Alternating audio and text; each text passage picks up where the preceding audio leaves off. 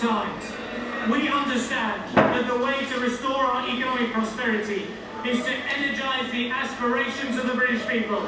If you want to own your own home, so this budget was always going to be more politically important than economically, in a sense, simply because the growth figures weren't going to be there. So the government had to do two things really. First of all, communicate huge activity, intense activity on trying to get growth going. So infrastructure, help for businesses, enterprise, a real sense that all the stops are being pulled out in this race for growth, as the government puts it. The second thing was to focus attention on ordinary, what they call retail offers. So yes, cost of living, beer, fuel was down, but also things like home ownership, things that would appeal to very ordinary people's aspirations. And so in those senses, this was a very important budget politically. I think generally the Chancellor did a very good job. This budget will be welcomed in terms of the beneficial effect it will have on the cost of living.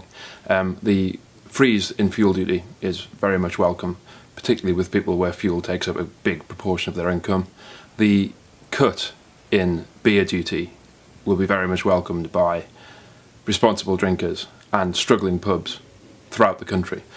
So that's really important, and also very popular and headline-grabbing measures to tackle the cost of living crisis. But if you look below the headlines, there's also some very interesting measures in the budget as well. The national insurance contributions waiver for small firms will do a lot to help encourage entrepreneurs who are creating jobs.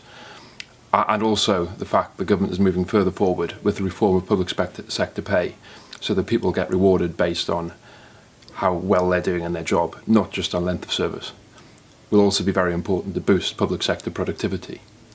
But the debt figures and the GDP figures were disappointing. There's no other way of looking at that.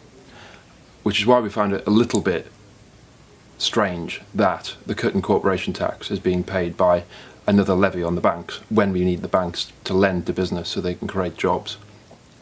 And we also need to get Britain building again. We also need more house building.